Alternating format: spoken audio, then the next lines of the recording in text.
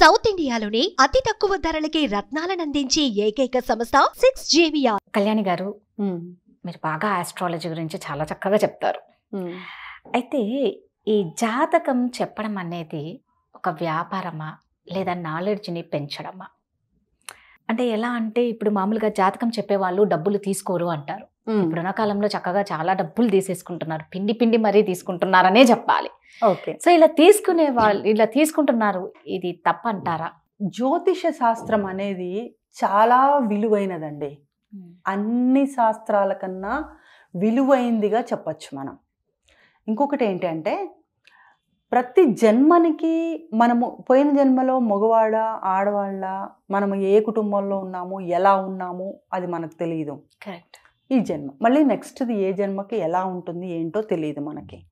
But ఒక్కటి మాత్రం, జ్యోతిష విద్య అనేది, ఇప్పుడు నాకు జ్యోతిష విద్య నేను నేర్చుకున్నాను అనకూడదు, నేర్చుకుంటున్నాను అనాలి నా లాస్ట్ బ్రెత్ దాకా. ఇది లాస్ట్ జన్మలో ఉంది, అంత ముందు జన్మలో కూడా ఉంది, ఇదంతా కంటిన్యూ అవుతూ ఉంటుంది. ఇది ఒక్కటి మాత్రమే తరతరాలుగా జన్మలకి మనతో పాటు వస్తూనే ఉంటుందండి. నా పూర్వం నా 4 ఫాదర్స్లో ఎవరికి రాకుండా నాకు ఉండదు. అలాగే నా జన్మలలో అన్ని జన్మలలో కంటిన్యూ అయ్యేది ఇది ఒక్కటే. ఓకే, అంటే దీనికి ఉన్న విలువ గురించి మీకు అర్థమయ్యి ఉంటుంది.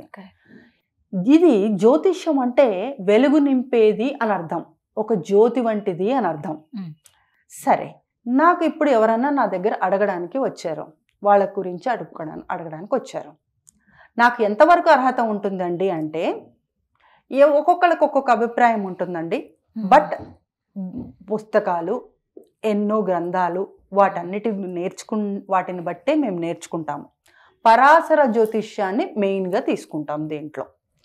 దీంట్లో ఏమని ఉంటుంది అంటేనండి, ఒక వ్యక్తికి ఏమి అవసరమో అది చెప్పు.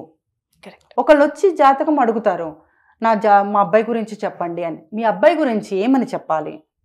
మొత్తం చెప్పకూడదు. ఓకే, మా అబ్బాయి చదువు గురించి చెప్పండి. మా అబ్బాయి ఇంటర్లోకి వచ్చాడు, ఇప్పుడు ఈ స్ట్రీమ్ లైన్లోకి వెళ్దాం అనుకుంటున్నాడు, లేదా ఏది బాగుంటుందో మీరు చెప్పండి. ఆ ఒక్క పార్ట్ వరకే నేను చూసి చెప్పే అర్హత నాకుంది. నేను జాతక చక్రం మొత్తం పరిశీలించినప్పుడు ఆ కర్మంతా నా నెత్తి మీద పడుతుంది వచ్చి. అంటే ఆ కర్మను నేను అనుభవించాలి. నాకెందుకు? కొంతమంది వాదన ఏంటంటే, డబ్బులు తీసుకుంటాము. ఇప్పుడు ఒకళ్ళు మన ఇంటికి పూజ చేయడానికి వస్తారు, పూజ చేయడానికి వచ్చినప్పుడు వాళ్ళతో బేరం ఆడకూడదు. 10,000 అన్నాడు అనుకోండి, ఇష్టమైతే ఆ 10,000 ఇయ్యి, లేదా 2,000 ఇచ్చి చేసేవాడితోటి పూజ చేయించుకో, అంతవరకే. ఇది కూడా అంతే.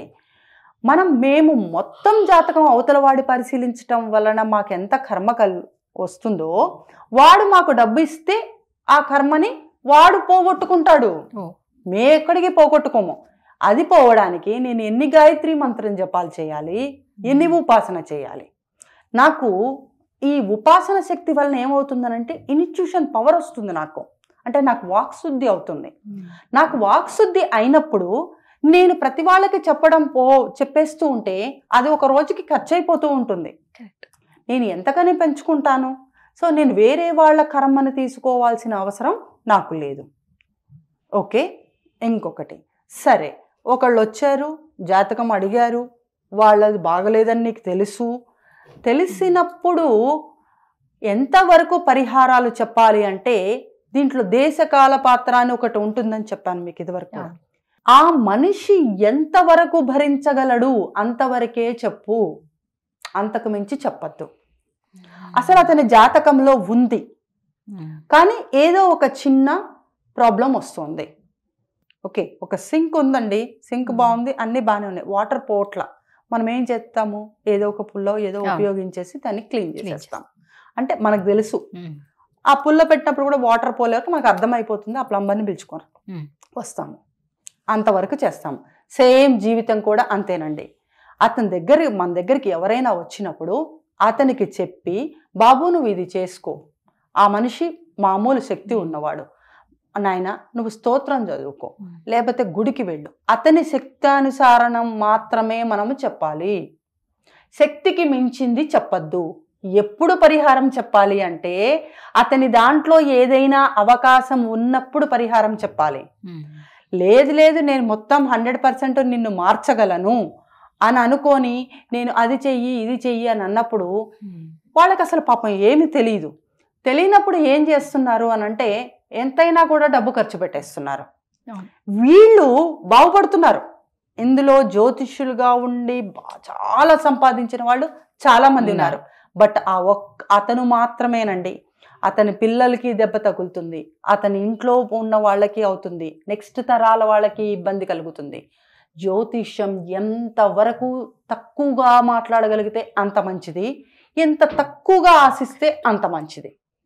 ఓకే, పరిహారం అనేది వాళ్ళ దాంట్లో ఉంటే చేయగలవు, నువ్వు లేకుండా చేయలేవు.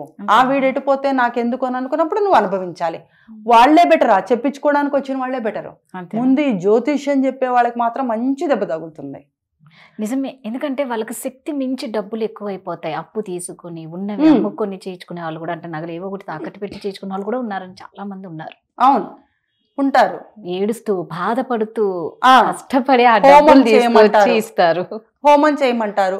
ఆ హోమం దగ్గర కూర్చొని 3 గంటలు తదేకంగా హోమం మీద శ్రద్ధ పెట్టలేని ఒక పిల్లాడు, వాడు ఐఐటి రాసి పాస్ అవ్వాలి అంటే నువ్వు హోమం చేయించానంటే ఆ ఐఐటికి ఆ 3 గంటలు వాడు హోమంలో కూర్చోగలిగాడు అంటే వాడు కరెక్ట్ గా చదువుతాడే వాడైతే కదా అక్కడ కూర్చోగలుగుతాడు. వాడు అక్కడ కూడా ఫోన్ చూసుకుంటుంటాడు. ఇంకా చూసుకుంటున్నప్పుడు ఇంకా పరిహారం ఏముంది? తల్లి చేయడం వల్ల పరిహారం ఏముంటుంది, తండ్రి చేయడం వల్ల పరిహారం ఏముంటుంది? ఎంతవరకు ఉండాలో అంతవరకే ఉంటుంది. సో జ్యోతిష్యుడు తన హద్దుల్లో ఉండాల్సిందే. ఆ అడిగేవాడు కొంచెం ఆలోచించుకోవాలి. ఇది ప్రపంచానికి తెలియాల్సిన విషయం అండి. ఏది కూడా తనకు మించింది అవ్వదండి. ఒక యాక్సిడెంట్ అవుతుంది అనేది జాతకంలో మంచి కనబడుతుంది మనకి. యాక్సిడెంట్ అవుతుంది బాబు, నువ్వు బండితో జాగ్రత్తగా ఉండు. ఇంకా కొంచెం సరే, బండి మీద ఆఫీస్కి వెళ్ళాలి, ఏ వెహికల్ లేకుండా నేను ఆఫీస్కి వెళ్ళలేనప్పుడు కొన్ని పరిహారాలు చెప్తారు వాళ్ళకి.